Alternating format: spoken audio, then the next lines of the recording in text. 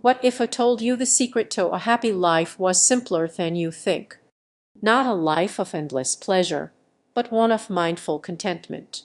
Stick around, because today we read diving into the wisdom of Epicurus and his letter to Menoeceus, a timeless guide to achieving precisely that. Epicurus, an ancient Greek philosopher who lived from 341 to 270, founded his own school of thought, Epicureanism. Now, when most people hear Epicurean, they think of someone indulging in lavish feasts and extravagant parties. But that's a common misconception. Epicurus himself lived a remarkably simple life, and his philosophy emphasized moderation, prudence, and the absence of pain as the keys to happiness.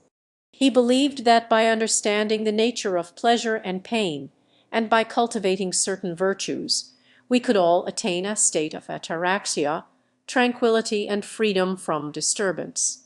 His teachings were initially met with resistance. Epicurus was considered an atheist because he thought the gods weren't concerned with humanity.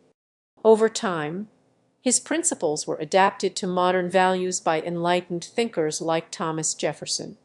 The letter to Menoeceus serves as a concise summary of Epicurus' ethical philosophy, written as advice to a young student named Menoeceus. The letter begins with a crucial point: we should never be too young or too old to seek wisdom. Epicurus argues that the pursuit of philosophy is essential for a happy life, regardless of age. He urges Menoeceus to diligently study and practice his teachings, believing that they will lead to a life of lasting joy. Next, Epicurus addresses the common fear of death. He argues that death is nothing to be feared because it is simply the absence of sensation.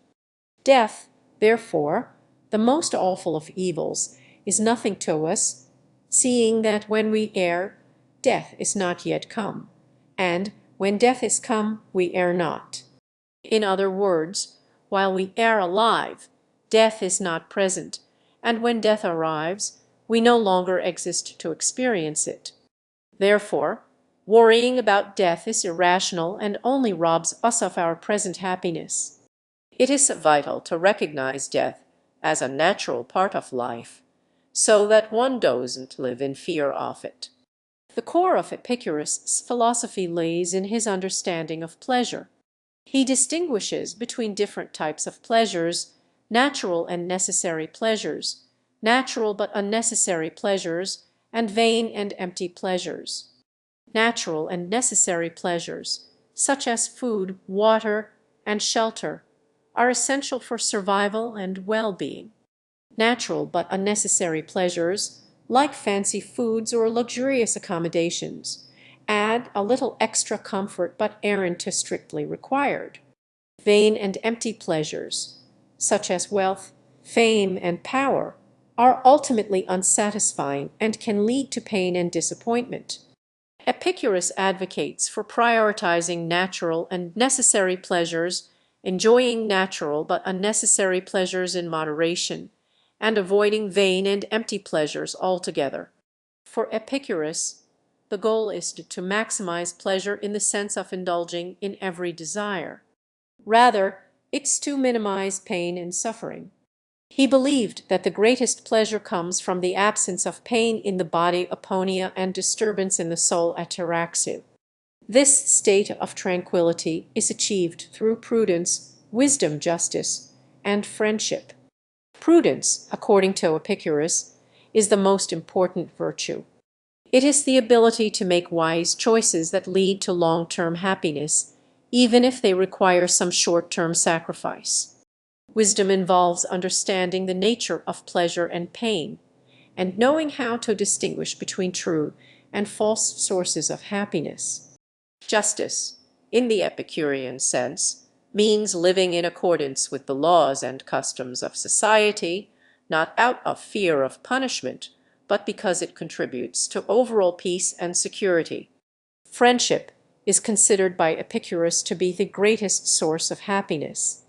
Good friends offer companionship, support, and a sense of belonging, which are essential for a fulfilling life.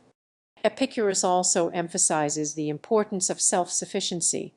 He argues that we should strive to be content with what we have, rather than constantly chasing after more.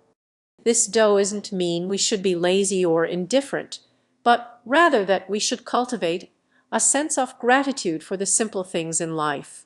It's important to remember that contentment is not a static state, but an ongoing process of cultivating a positive mindset and focusing on what truly matters. So, what can we take away from Epicurus' letter to Menoeceus in our own lives? First, don't postpone your pursuit of wisdom.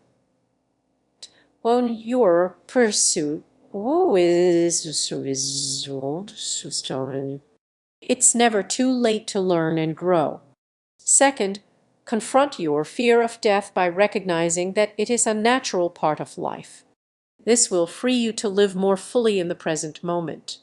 Third, prioritize natural and necessary pleasures. Enjoy natural but unnecessary pleasures in moderation, and avoid vain and empty pleasures. Focus on the simple things that bring you joy, and don't get caught up in the pursuit of wealth, fame, or power. Fourth, cultivate prudence, wisdom, justice, and friendship. These virtues are essential for achieving a state of tranquility and lasting happiness. Finally, strive for self-sufficiency and contentment. Be grateful for what you have, and don't constantly chase after more. Epicurus' philosophy offers a refreshing perspective on happiness in a world that often equates it with material possessions and external achievements. His emphasis on moderation, prudence, and the absence of pain provides a practical roadmap for living a more fulfilling and meaningful life. By following his teachings, we can all cultivate a state of ataraxia and experience the true joy that comes from inner peace and contentment. I hope you found this exploration of Epicurus' letter to Menoeceus insightful. What are your thoughts on Epicureanism? Let me know in the comments below.